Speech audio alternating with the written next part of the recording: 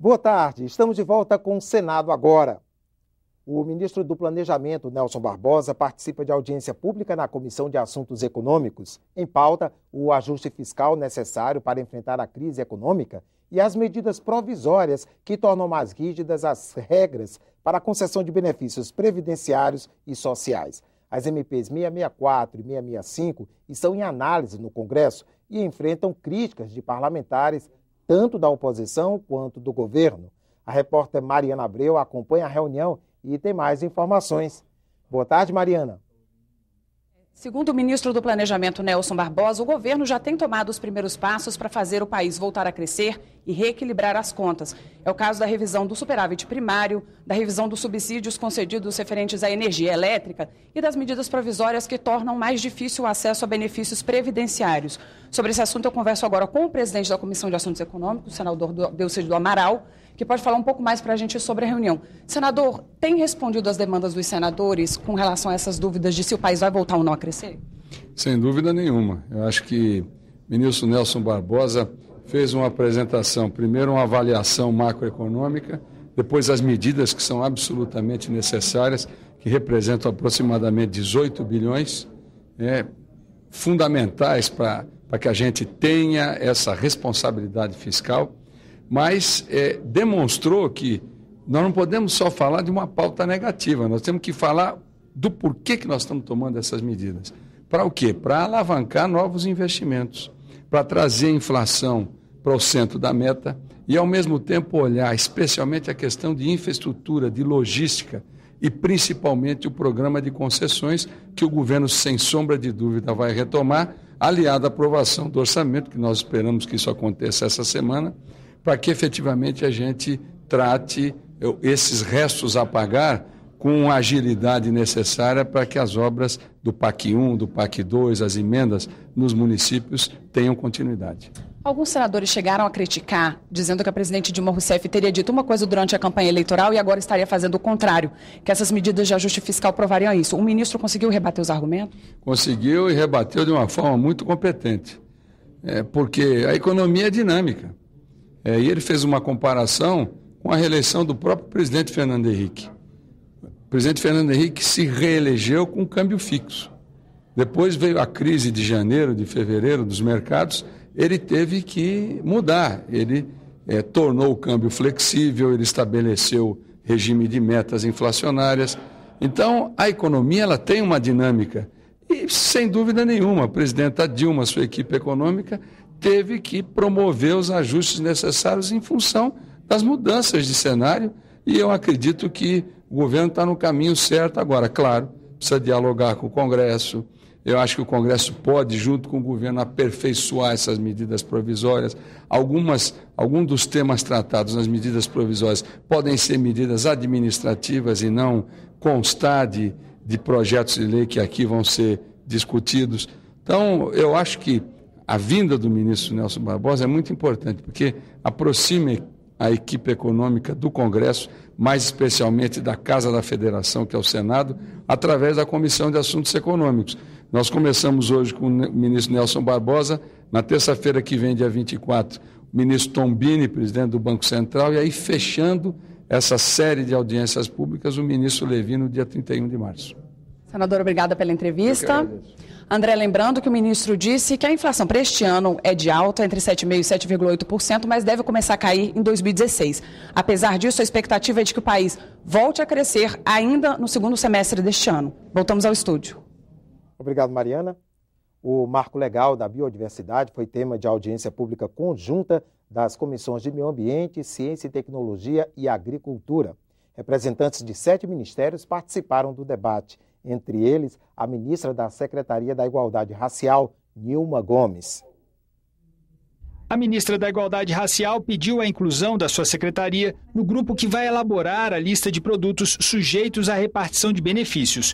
Produtos que, uma vez explorados comercialmente, vão render dividendos para as populações tradicionais. O representante do Ministério da Defesa criticou a simplificação no acesso de empresas estrangeiras à nossa biodiversidade. Ao prever que atividades de pesquisa e desenvolvimento tecnológico podem ser realizadas por pessoas jurídicas sediadas no exterior, não associadas à instituição nacional, como no artigo 13, a proposta cria a oportunidade de que empresas estrangeiras possam pesquisar o patrimônio genético brasileiro a partir de remessas efetuadas para o exterior por meio de um simples cadastro anteriormente efetuado. O representante do Ministério da Ciência e Tecnologia disse que a legislação atualmente em vigor inibe as pesquisas com biodiversidade no Brasil. O que tem acontecido é que pesquisadores que têm uma excelente formação para o reconhecimento dessa biodiversidade estão fugindo desse assunto, estão trabalhando inclusive com a biodiversidade de outros países porque não consegue lidar com a legislação vigente atualmente. 116 emendas já foram apresentadas ao texto aprovado na Câmara dos Deputados. A maioria revela uma preocupação com a proteção do conhecimento de povos indígenas e comunidades tradicionais e com a repartição dos benefícios econômicos que podem advir da exploração desse conhecimento. Digamos que vamos encontrar na Amazônia ou no Brasil a solução para o câncer, para todos. Empresas vão morrer de ganhar dinheiro aí. E lá, o índio, o da comunidade tradicional que trouxe essa revelação, esse conhecimento, vai ficar Capiberibe com a migalha. Nós temos que ser pragmáticos, ver o que é melhor para o Brasil, protegendo, garantindo o combate àqueles que querem praticar a biopirataria e garantindo o direito das populações tradicionais a terem ganhos quando alguém usar a biodiversidade e dando a segurança jurídica e institucional para as empresas, para os empreendedores, nós vamos sim dar um passo importante. Do jeito que a lei está hoje, é muito ruim para todo mundo. A discussão sobre o marco legal da biodiversidade continua amanhã em nova audiência pública conjunta das 3 comissões, marcada para as 8 da manhã. Mulheres que chefiam representações diplomáticas em Brasília foram recebidas pela bancada feminina do Congresso. Deputadas e senadoras apresentaram as iniciativas do Parlamento brasileiro na defesa da igualdade de gênero. Como parte das comemorações do Dia Internacional da Mulher, celebrado no dia 8, o presidente do Senado, Renan Calheiros, recebeu 14 embaixadoras. Senadoras e deputadas também participaram da audiência. As embaixadoras receberam um kit com as iniciativas do Congresso no enfrentamento da violência contra a mulher e na garantia de seus direitos. A luta contra a discriminação, a luta pela igualdade de direito entre homens e mulheres, não é uma luta do povo brasileiro, mas é uma luta dos povos de todo o mundo, porque, infelizmente, a realidade da discriminação, a realidade da opressão, em maior ou menor grau, está presente em todos os países do mundo. A Comissão de Educação aprovou requerimentos para a realização de audiências públicas. Entre os temas que serão debatidos estão a relação de autistas com educação, cultura e esporte, os programas de incentivo à educação do governo federal e a implementação da lei do piso salarial dos professores. Nós estamos falando de um piso que não chega nem a R$2.000, né? É fato que nós sabemos também das dificuldades do ponto de vista orçamentário, que muitos municípios e estado alegam, mas o que não pode de maneira nenhuma acontecer é a lei ser descumprida e, com isso, né, o professor ser penalizado. O Congresso realizou sessão solene para promulgar a emenda constitucional 86, que torna obrigatória a execução das emendas individuais dos parlamentares ao orçamento da União. A repórter Carla Benevides acompanhou e tem mais informações. Boa tarde, Carla.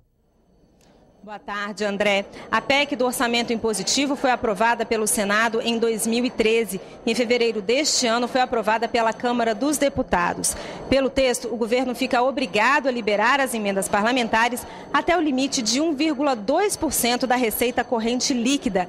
E metade desse valor, 0,6%, deve ser destinado à saúde.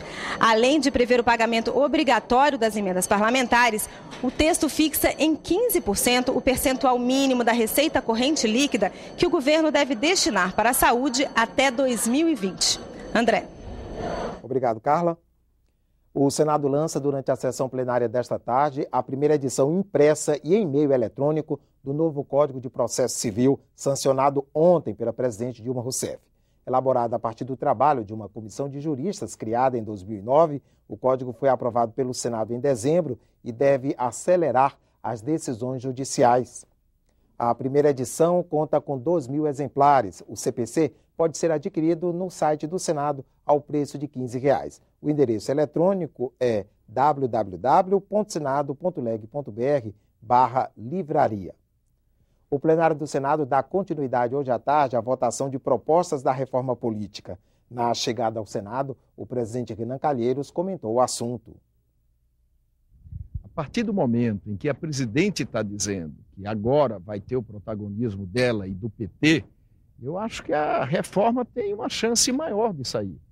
Porque nós votamos uma reforma há 12 anos no Senado Federal e ela não andou. E não andou exatamente porque faltou, nesses momentos, esses protagonismos que estão sendo anunciados agora.